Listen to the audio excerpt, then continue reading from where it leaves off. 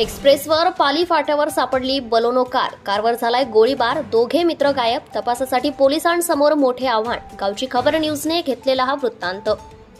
नेरूळवरून मीटिंगसाठी निघालेले दोघं मित्र सकाळपर्यंत घरी पोहोचले नाहीत।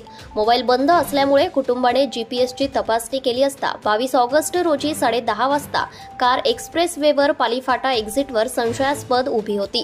कारच्या मागून गोळीबार केल्यामुळे काचा फुटल्या होत्या, तसेच रक्त देखील सापडले आहे।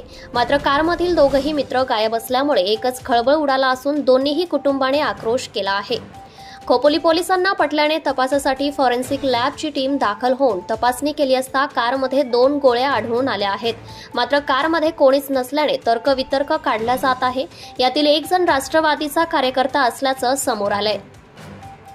याबाबत सूत्रांकडून मिळालेली माहिती अशी की सुमित जैन वय 38 वर्ष नेरूळ व अमीर खानजादा वय 42 वर्ष हे दोघे मित्र होते।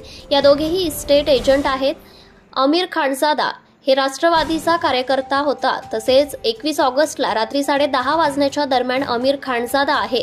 अमीर मीटिंग जायचा आहे म्हणून सुमित जैनच्या इमारतीखाली आले। त्यानंतर बलोनो कार क्रमांक MH12 RT 2788 या गाडीत घेऊन निघाले। मात्र रात्री निघाले असता येण्यास उशीर झाल्याने घरी न आल्याने दोन्ही मित्रांच्या घरच्या मंडळींनी एकमेकांशी चौकशी करून विचारणा केली। मात्र या दोघांचेही मोबाईल बंद आल्याने याबाबत दोन्ही मित्रांच्या कुटुंबांनी नेरूळमधील पोलीस ठाण्यात मिसिंग तक्रार दाखल केली आहे।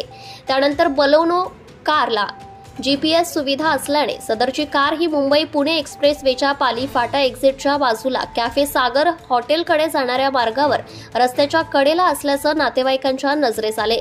याबाबत खोपोली पोलीस ठाण्याचे पोलीस निरीक्षक शीतल राऊत व नेरूळ पोलीस निरीक्षक ब्रह्मा नाईकवडी व सहकारी या घटनेची माहिती मिळताच घटनास्थळी दाखल होऊन आजूबाजूच्या झुडपात कारमधील सुमित व अमीर शोधण्यासाठी टीम कार्यरत झाली आहे।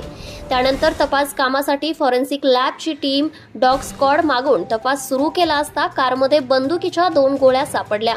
मात्र या दोघांचा अद्याप तपास लागला नाही। त्यामुळे तपास करण्यासाठी पोलिसांसमोर मोठे आव्हान आहे। मात्र नातेवाईकांकडून सीसीटीव्ही मध्ये तिसरा असल्याचं सांगण्यात आले असले तरी तपासाअंती समोर येईल असं सांगण्यात आलं आहे। Subscribe now and press the bell icon. Never miss an update.